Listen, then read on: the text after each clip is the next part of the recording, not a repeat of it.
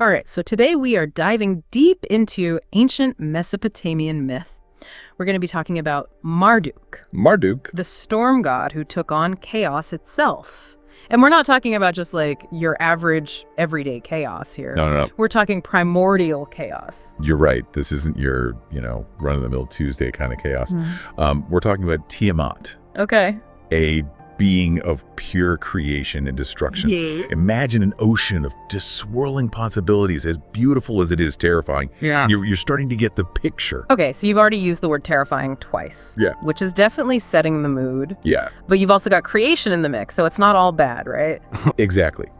Tiamat represents that raw potential that exists before things are formed, before there's any kind of separation or definition. Like, it's from this chaotic energy that everything else emerges. Which makes Marduk's story even more interesting. I mean, you sent us this text outlining the whole saga, and what grabbed me right away was how different Marduk's reaction to this chaos is compared to the other gods. They seem kind of used to it, but he's got other ideas. Yeah, it's a fascinating shift in perspective. Yeah. The other gods, they represent a more passive approach. They understand this natural ebb and flow of creation and destruction, and they're content to exist within that cycle. Marduk, on the other hand, he sees an opportunity. So he sees chaos and he's like, all right, how can I use this to my advantage? Exactly. He's not just content with the way things are, which is a pretty bold move for someone going up against forces as old as time. For sure. So what's his vision? What's he after? Order, Okay. stability. He looks at the chaos, and instead of being intimidated by it, he sees the potential for something new, a structured, organized cosmos where things aren't just left to chance. So he's not afraid of a little ambition. No. But is it just a naked grab for power? Because, I'm getting some real be careful what you wish for vibes from this whole thing. Yeah, and that's where things get really interesting because, even as Marduk is driven by this ambition, he's acutely aware of the potential pitfalls of power. He doesn't just charge in blindly. He's a thinker, an observer. What do you mean? He's got a plan, doesn't he? Oh, absolutely. The text highlights this strategic mind of his. He studies the elder gods. He learns from their mistakes. He sees how their unchecked power has led to stagnation and fear. Okay, so he's seen what happens when power goes unchecked, Yeah. and he's trying to avoid repeating those same mistakes. Exactly. That takes a certain level of awareness. Right. Self-reflection, even in the midst of these, larger-than-life circumstances. Exactly. And that internal struggle, that awareness of the potential for corruption, that's what makes Marduk's story so compelling, Yeah. He embodies this conflict that I think we all face, that desire for control, for order, but also the understanding that too much of it can be stifling. Yeah, you're spot on, He recognizes that fine line between ambition and tyranny. Yeah. And that awareness, it adds this whole other layer of tension to the story. Because it's not just about Marduk defeating Tiamat, right? Right. He's also battling his own inner demons, so to speak. Totally. Yeah. Okay, so we've got ambition, we've got introspection, but this is a storm god we're talking about. Right. So at some point, I'm guessing things get a little less talk and a little more action. You said it. And the text does not disappoint.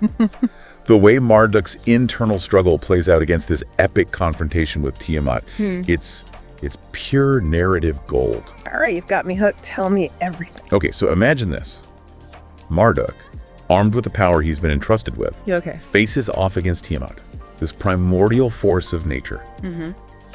And she is not going down without a fight. Oh, I bet. She unleashes these terrifying creatures. I'm talking monstrous dragons with gaping jaws, venomous serpents spitting poison, these hulking storm demons crackling with raw energy. Okay, I was not expecting dragons. Oh yeah. This just got real.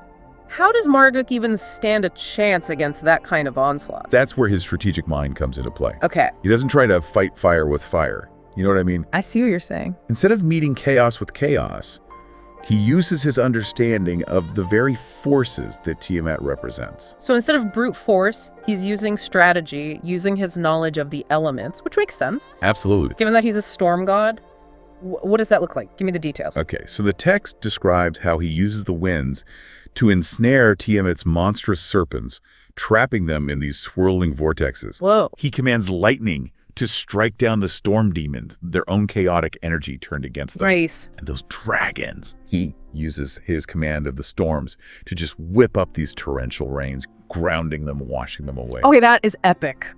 But I can't help but wonder, while all of this is happening, while he's literally holding chaos at bay, what is going through Marduk's mind? Because he's got to be questioning everything at this point, right? And that's what makes him such a compelling character. Like, even in the heat of battle, the text tells us he's wrestling with the potential consequences of his actions. He's still got that self-awareness. It's like he's trying to hold on to like that self-awareness, that introspection, even as he's wielding this incredible power. It kind of reminds me of that saying, like, with great power. With great responsibility. Yeah. Exactly. Yeah. Marduk is living that struggle in real time. And that's where the real drama unfolds. In that space between his ambition and his conscience. You know, he starts to wonder, what if true order can't be imposed by force? What if by defeating chaos, I end up destroying something vital, something essential to the balance of the cosmos? Okay, now that is a question for the ages. He's gone from wanting to reshape the world to wondering if he even should. What happens next? So the battle, it culminates in this incredible showdown where Marduk uses his power to ensnare Tiamat in a net woven from the very fabric of the storm. Whoa. It's a pivotal moment, both physically and symbolically, because he's not just capturing her, he's trying to contain the essence of chaos itself. It's giving me major, like, Prometheus Bound vibes, this idea of trying to imprison a force of nature. What does this mean for Marduk? It's a turning point for him, because in that moment of triumph, looking at Tiamat, bound and defeated, he has this profound realization. He sees that chaos, even in its most, destructive form, isn't just an enemy to be vanquished. It's a fundamental force, something that can't be erased, only understood and respected. So he's gone from wanting to eradicate chaos to realizing it has a place in the grand scheme of things. What a shift. A complete 180. Wow. And it speaks to the idea that true leadership isn't about imposing your will, but about understanding this complex interplay of forces at work in the world. Yeah. It's about finding balance, not achieving absolute control. Okay, so we've got this pivotal moment where Marduk realizes maybe chaos isn't so bad after all. What does he do with that realization? Especially now that he's standing over its seemingly defeated form. So he's won the battle, but he's having second thoughts. It's like buyer's remorse, but on a cosmic level. Right, and be like, wait, I own this chaos now. What am I supposed to do with it? Exactly. So what does he do? Does he just try to stuff it back into a box and forget this whole thing ever happened? Well, he could, but that wouldn't really solve anything, would it? Yeah. Remember, this is Marduk. He's not just about brute force. He's thoughtful, reflective. Always thinking a few steps ahead. Exactly. So instead of trying to undo what he's done, he decides to work with it. Work with chaos. How do you even begin to do that? The text describes it as a kind of a cosmic surgery. Cosmic surgery. Okay. I'm intrigued. He takes Tiamat's massive form, still imbued with all that chaotic energy, and he divides it. He splits it in two. He splits chaos itself. What happens then? From one half, he shapes the heavens, the sky above, and from the other half, he forms the earth, the ground beneath our feet. So the world, as they understood it, is literally born out of this act of dividing and reshaping chaos. Wow, that's something else. It's more than just defeating chaos, you see. It's about integrating it, acknowledging its place in the grand scheme of things. So he's kind of found a way to contain it, to give it form and purpose. In a way, yes. But even then, the text tells us Marduk doesn't feel this sense of triumph that you might expect. Oh, why not? I mean, he's just reshaped the entire cosmos. That's kind of feel pretty good, right? You'd think so, but he's wrestling with this uneasy feeling. It's like a nagging doubt in the back of his mind. He's thinking, okay, I've given chaos these boundaries, but what happens if it breaks free again? He's created order, but it's almost like he's created a new kind of pressure, a new kind of tension. You got it. It's like that old saying, nature abhors a vacuum. He's imposed order, but has he just created a new set of problems?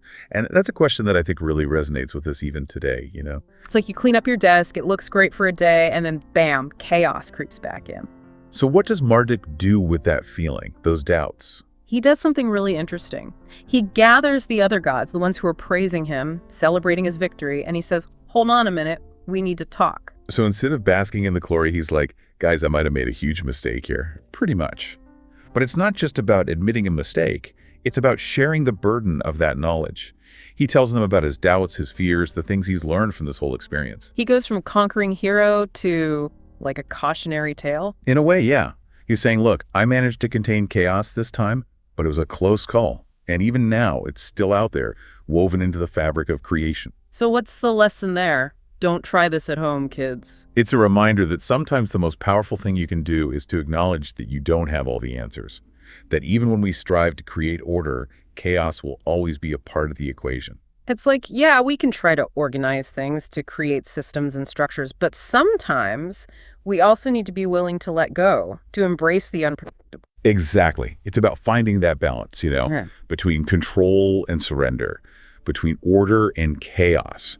That's where the real magic happens. And maybe that's the real takeaway from Marduk's story. He achieves this incredible victory over chaos, reshapes the world as they knew it, and ultimately learns that the real challenge isn't about conquering chaos, but about learning to coexist with it. And to recognize that it's in that space, that tension between those seemingly opposing forces, where true creation, true growth, and true wisdom can emerge. That's something for all of us to think about. Where in our own lives are we trying to impose too much order?